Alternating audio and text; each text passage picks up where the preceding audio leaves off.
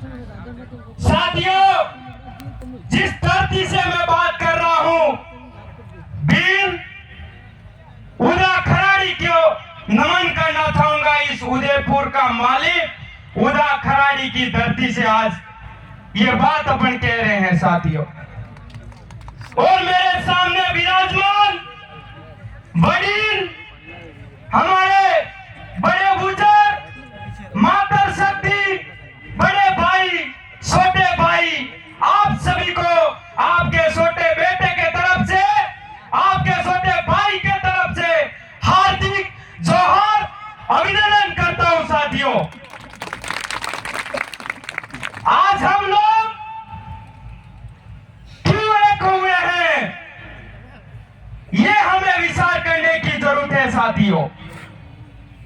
आज उदयपुर की जगह से और उदयपुर धरती से कई सारे लोग कहते थे कि ये भील लोग, ये आदिवासी लोग कभी एक नहीं हो सकते हैं। अरे उन लोगों को कहना चाहूंगा, आंख नहीं धोइए, या आंख अगर सच में आ गए हो तो सच में लगा ले, और कान में कहीं छोटा मोटा कचरा हो तो वो साफ कर ले। ये देश के वनवासी नहीं, इस देश के मालिक है, ये कहना चाहूंगा मैं। इस देश के रहने वाले हर एक व्यक्ति को, मूल मालिकों को समय समय पे कहते रहे, तुम वो हो, इस तरीके से कहते रहे। लेकिन अपने भी कुछ लोग ऐसे लोग हैं जो कभी एकता के सूत्र में बंधने नहीं चाहते। साथियों, एक उदाहरण देना चाहूंगा। एक मधुमक्खी होती है, वो अलग अलग सब जगह सारा और पानी लेने के लिए जाती है, और जब उनके ऊपर कोई आपत्ति आती है तो वही मधुमक्खी एक होकर के जवाब देते कि नहीं देते साथियों। तो हमें क्या करना पड़ेगा? ये 9 अगस्त के उपलक्ष्य में यह बात बताना चाहूंगा कि हमारे पूर्वज, हमारे बाप दादा जिस तरीके से एकता का जवाब देते थे, उसी प्रकार हमें एकता का जवाब देना होगा साथियों। हम कब तक अकेले अकेले भागेंगे? हम कब तक हमारे एरिया में खिस्सातानी करेंगे? हमें एकजुट होना पड़ेगा साथियों। एक बात और बताना चाहूंगा, मैं किसी व्यक्ति को इस अंगुली से मारता हूं, उनको वो नहीं मरेगा। 2 अंगुली से मारूंगा तो वो नहीं मरेगा। पूरी थप्पड़ मारूंगा, हो सकता है वो घायल होगा। अगर मैं इस मुट्ठी को बंद करके मेरे में जितनी ताकत है वो लगा करके सही जगह देता हूं तो वो है पूछा काम हो जाता है। तो हमें सबसे पहले ये हाथ की अंगुली सब अलग अलग है, मुट्ठी के तरह एक होना पड़ेगा। ये अंगुली जिस तरीके से एकता का जो जवाब देती है, सामने कैसा भी व्यक्ति है वो चले जाता है। इसी प्रकार आदिवासी समाज को और आदिवासी समुदाय को अगर वास्तविक कुछ करना है तो हमें एक होना पड़ेगा साथियों। जब तक हम एक नहीं होते हैं, जब तक कुछ नहीं हो सकता है।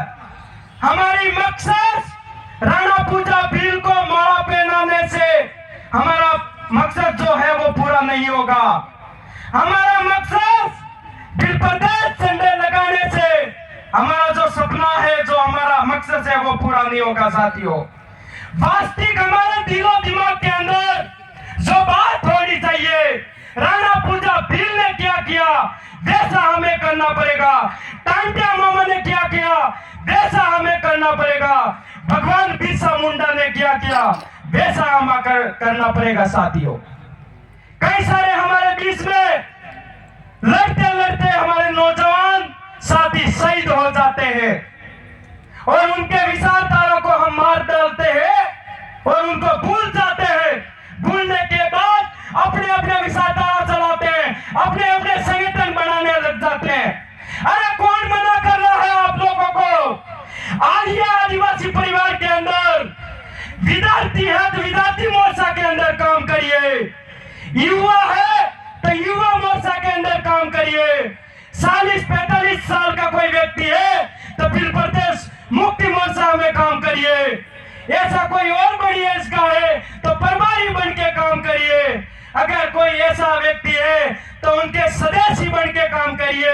मैं आपको एक ही संदेश देना चाहूंगा, हम सब यहाँ बैठे हुए कोई बड़ा नहीं कोई छोटा नहीं, हम सब बराबर है और आदिवासी परिवार के बेटे हैं। आज से ये सोचना पड़ेगा साथियों, हमें आदिवासी परिवार का विजन बुक को समझना होगा और आदिवासी परिवार के विचारों को समझना होगा साथियों, तब जाके हम एकता में आएंगे।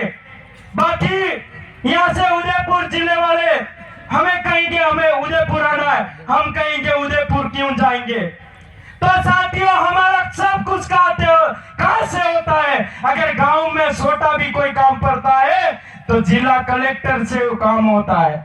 इसलिए हम लोगों को इस बार हो सके आपसी मनमुटाव, आपसी खेसातानी से आप लोगों ने कई छोटे मोटे प्रोग्राम अलग किए होंगे, लेकिन आने वाले समय में आप लोगों को ये गांठ बांधनी होगी कि हम लोग कोई भी करेंगे लेकिन एक होकर के काम करेंगे, तो जाके इस विरोधियों को जवाब दे पाएंगे, बाकी नहीं दे पाएंगे।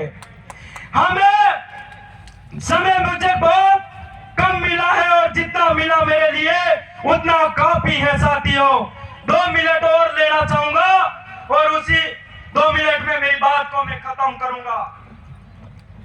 साथियों बात बताना चाहूंगा, कुछ लोग हमें कहते हैं भारत देश के आदिवासियों को वनवासी कहते हैं।